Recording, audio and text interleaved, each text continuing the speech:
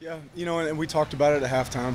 Talked to the staff, and you know, they had played 6 quarters and we had played 2, and it looked like it at halftime. And just told them to adjust. And told them, hey, we got their best shot. Unfortunately, we had not given them our best shot. So let's concentrate on what we need to do defensively and offensively. We gave up a couple big plays, but otherwise played really good on defense. Gave them a short field in the kick game with a turnover. Did not capitalize on an interception in their end of the field, then missed the field goal. So we did about everything we could to slow the game down in the first half and keep somebody in it. In the second half, our execution was much better. Defense came out there to start the second half, got a stop. We were able to go down and score and kind of turn the momentum a little bit, and that gave the defense a little bit of hope, and then we started hitting on all cylinders on offense, and was just pleased with the way the young group of wide receivers and Derek as a starter settled into the game. The O-line got more comfortable, started to run the ball a little bit. So, it was just, it's first game rust.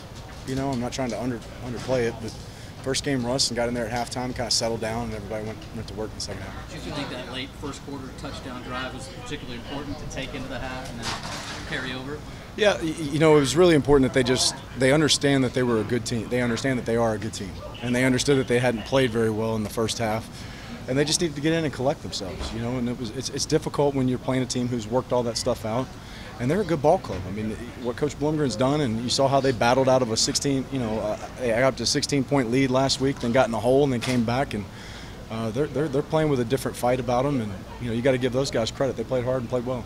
Ed was definitely a force out there. Can you talk a little bit about what you saw with Ed Oliver?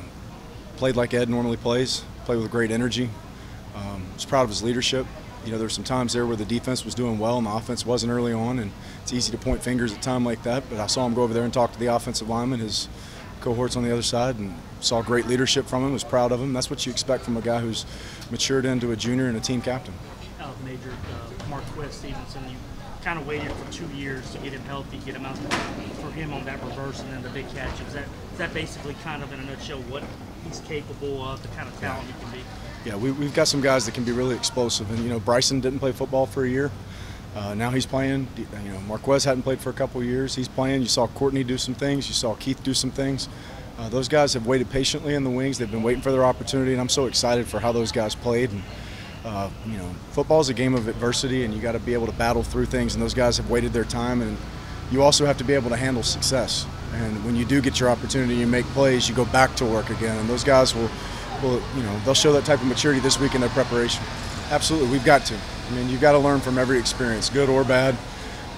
It's always good when you can get out with a win, but we needed a game like this. We needed a game where we could go out there and really look at it and say, when we're not playing up to our standard, this is what happens, and when we do play to our standard, this is what happens. So it's a very clean-cut picture, tale of two halves for us. Well, you will not believe this, but this is the honest to God's truth. Terrence was going to start the game, and as he came out of the locker room, his helmet hit something and broke. So he had an equipment manager having to fix his helmet as we went out there for the kickoff. So Patrick went out there and took the first snap. So we were fixing Terrence's helmet, but Terrence was going to get the start. What about the kids? Looked like they were having a good time just holding up the trophy to have the win, to have the bragging rights. Does that mean anything, Coach? Yeah, you got to have fun, and to be a Houston Cougar, you have to have the bucket. These rivalry games, whether it's whatever great rivalry you have in college football, to call yourself a Houston Cougar, you have to win the bucket. That's part of being a Cougar. And on defense, I think Roman had 10 tackles today. He was the guy that was really making some strides in camp, pushing for. What did you say about performance? Well, that's why we've been rotating inside. That's why you see some Andors on the depth chart. And he's always been a stable guy, very smart, cerebral, loves the game. Loves football in general. You can ask him any question about NFL, college ball, he knows it. So I love guys like that that are just eating up with the game, and he did a great job coming in. Coach, what do you think about the crowd that came out today to show up here, especially in contrast? I love it. I love it. I know we're going to have even more red next week. I cannot wait to see us all there at TDECU next week at 11 o'clock. It's going to be great.